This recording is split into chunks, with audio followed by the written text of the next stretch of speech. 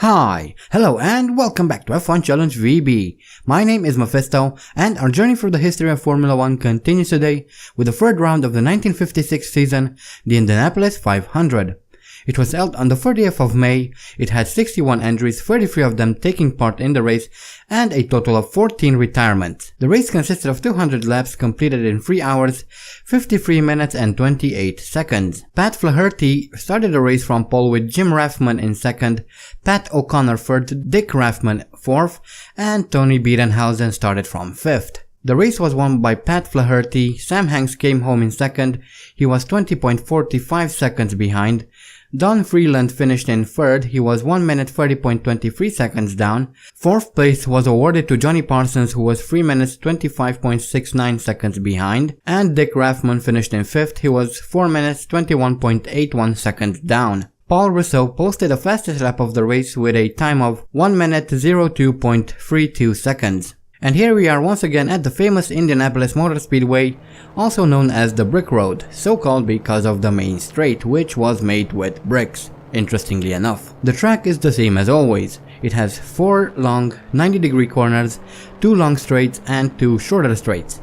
Speed and the ability to slipstream here are absolutely crucial. Now, if only 1962 would come a bit quicker so I can stop having to say this line like a broken record. That would be fantastic. And here we are in qualifying for the Indianapolis 500 and we set our first lap a 1:06.138, not very good, although not very far off from pole sitter Mike Hawthorne, so hopefully we can do a little bit better.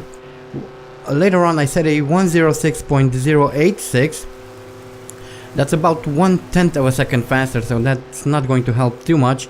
And finally I set a 1:05.955. Not very good, but we are at least within 1 second of pole time. And here we have the previous Indianapolis 500 winners. We did win a couple of times here, actually 3 times. And now for the grid walk, we have Mike Hawthorne on pole with Stirling Moss in second, Andy Higgs amazingly in third. That's something we see very rarely. Ron Flockhart is fourth and Jean Berra rounding off the top 5. Eugenio Castellotti starts from 6th with Jack Fairman in 7th, Luigi Musso is 8th and Paco Godia starting from 9th. Cesare Perdisa is down in 10th in the Maserati. Then we have Paul Frere in the Ferrari in 11th. Alfonso De Portago is 12th, Louis Rosier is 13th, Horace Gold is 14th, Gerino Gerini 15th, 16th is Luigi Villoresi in his Maserati, Harry Schell in the Van Wall is 17th, Da Silva Ramos is 18th, Andre Pilet in the yellow Ferrari is 19th, Juan Manuel Fangio only managed to qualify in 20th, interestingly enough, and Peter Collins starting back from 21st. So this is a very unusual view for us, isn't it?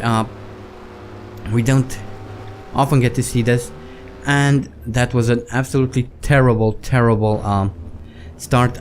I had no idea how wet the track was and I just spun my wheels in place, so then I got collected by someone from behind and kind of got pushed to the side and we lost a bunch of positions. We are now down in 20th, although obviously we know how Indianapolis races at the Indianapolis circuit generally go, so we are now already back up in 18th, so now 17th, 16th, 15th, almost 14th there. Actually we do get up into 14th.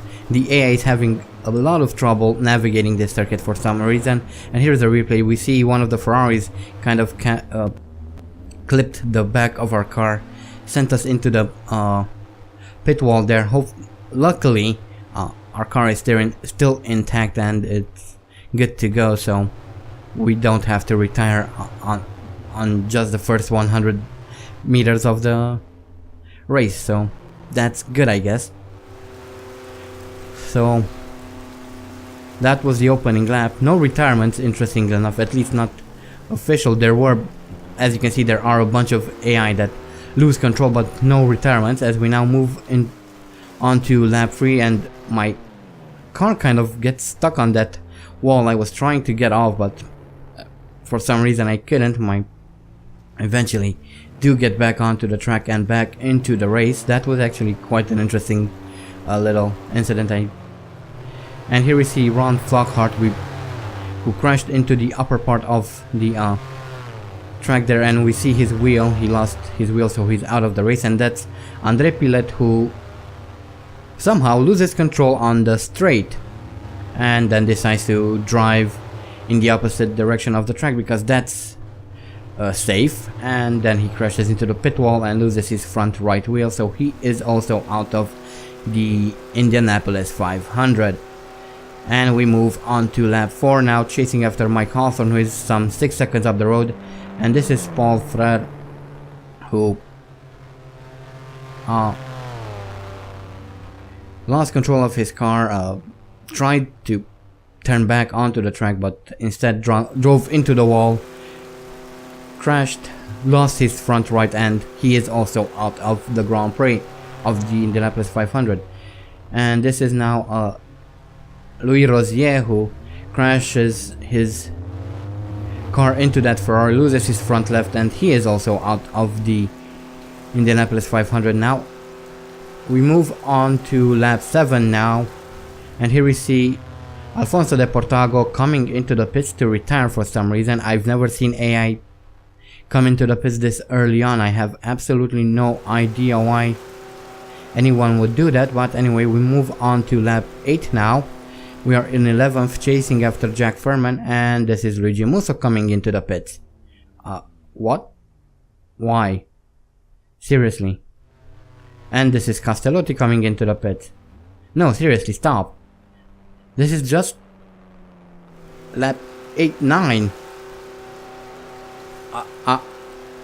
I have no idea. So we move up into 5th as a result of that, and this is Horace Gould coming into the pits. And Harry Schell.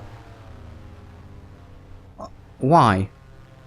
This is Cesare Perdisa coming in. Sterling Moss.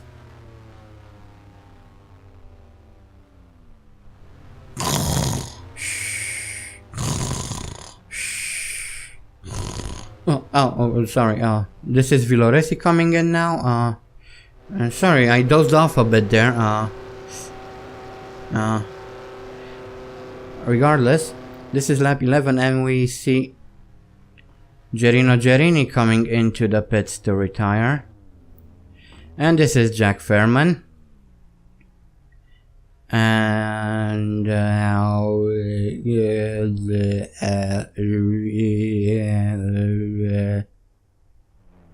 and we have Mike Hawthorne coming in as well because things, and Da Silva Ramos because, well, that's interesting. So everyone retired because whatever. So we now move on to lap 34, and we see Peter Collins coming into the pits to, oh sorry, my mind kind of was stuck with that. Peter Collins coming through this left corner, loses control of his car, tries to come back onto the track and crashes, and that is his race over. And now we are on lap 69, coming around to take the win. Absolutely fantastic win. We drove our car fantastically to take the win at the Indianapolis 500. We lapped Juan Manuel Fangio 14 times.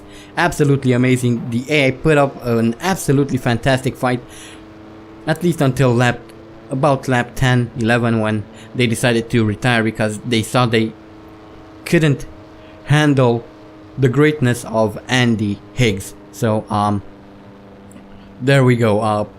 One of the best wins ever in Andy Higgs' career.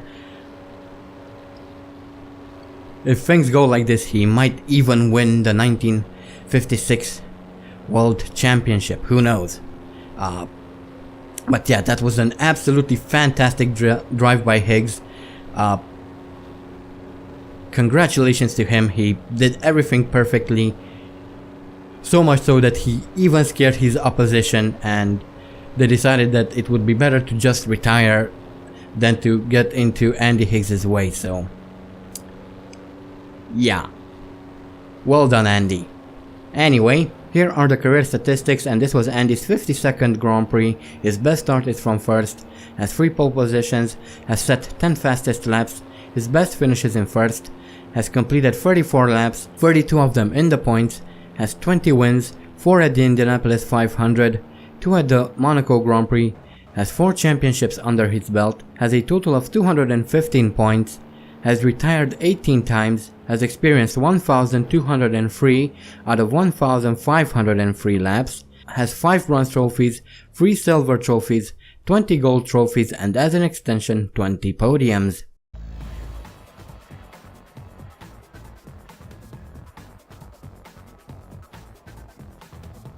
And here is a quick look at the championship standings. Andy Higgs takes the lead of the championship after that fantastic drive at the Indianapolis 500. Absolutely amazing stuff from Andy Higgs. He scared his opposition off the track, which is, well, what you do, right? This is how racing works, and I can only applaud him. I can only applaud Andy Higgs for his greatness. He is absolutely, positively the greatest driver in motorsports history. There's never going to be anyone as good and as amazing as him. How many other drivers will there be out on track who will scare their opposition into retiring? Not many. So, fantastic job from Andy Higgs. I'm losing my mind, aren't I? Yeah. That wasn't a good race, was it? Nope. That was absolutely horrible. Just about as horrible as the Monaco Grand Prix, in fact. But yeah, what can you do, right? So, that is the end of the Indianapolis 500. That is the end of this video. Nothing more to add to that. So, don't forget to vote for next season's team. Link is in the description. I also have a second channel where I will be playing all sorts of different games. Right now I'm doing a Need for Speed Underground playthrough. So if you're interested in that, there will be a link in the description to that as well. I hope you guys enjoyed this video, if you can. Thank you all so much for watching, and as always, stay sharp, I think. Bad race.